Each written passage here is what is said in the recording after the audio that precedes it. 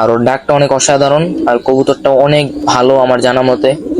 তো আপনারা কমেন্টে বলবেন যে কবুতরটা কেমন বুঝছেন। সো আমরা এই কবুতর গুলাকে আমরা দেরিতে জোড়া দিছিলাম, তাই ওরা ডিমও দেরিতে দিছিল।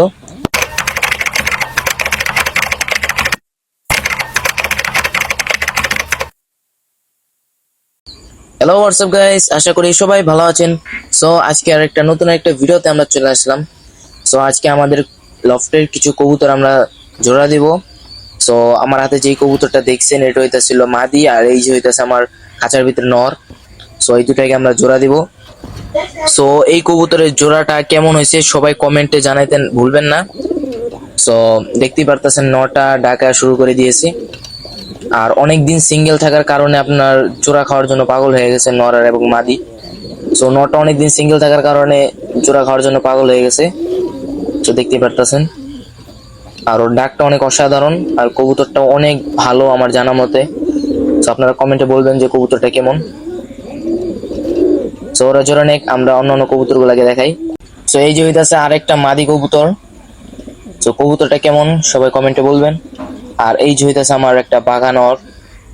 সো এই নরটা একটু কম ডাকে, তার জন্য আপনার নরটাকে এই পর্যন্ত আমি জোড়া দিই নাই।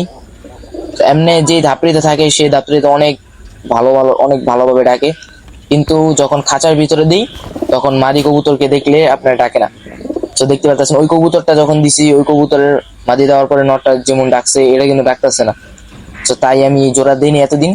তো আজকে ভাবলাম যে আমার এই জায়গায় ফাঁকা আছে খাঁচা, তো আজকে জোড়া দিয়ে দিই। তো তাদের যতক্ষণ সময় লাগে তারা জোড়া খাক। আর গাইস দেখতে পারতেছেন আমাদের যে আগে যে কবুতর জোড়াকে আমরা জোড়া দিলাম, তো তারা এখন শীষ টানতেছে। তো তারা জোড়া খেয়ে গেছে। তো এখন দেখতে পারতেছেন ওরা অনেক ভালোই লাগতেছে ওদেরকে। তো সকলে কমেন্টে বলবেন ওদের এই জোড়াটা কেমন হয়েছে। আর গাইস আমি কিছু কবুতর সেল করে দিব আমার।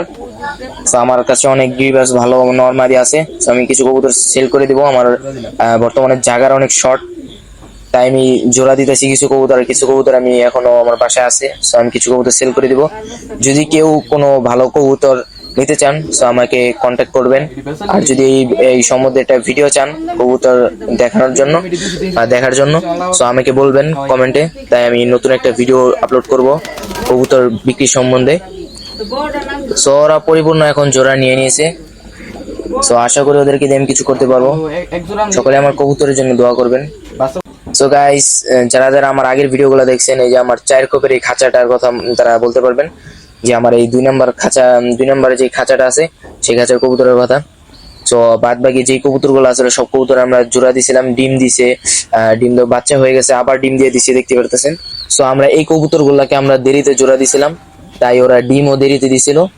সো অবশেষে আমরা ওদের বাচ্চা পেয়ে গেলাম। সো দেখতে পারতেছেন ওদের একটা বাচ্চা ফুটছে, আর একটা ডিম এক সাইড দিয়ে একটু ফুটছে। সো ওটাও ফুটে যাবে কালকের ভিতরে আশা করি। সো আশা করি ভিডিওটা সবার ভালো লেগেছে। সো আবার দেখা হবে অন্য ভিডিওতে। তো সকলে ভালো থাকবেন, আল্লাহ হাফেজ।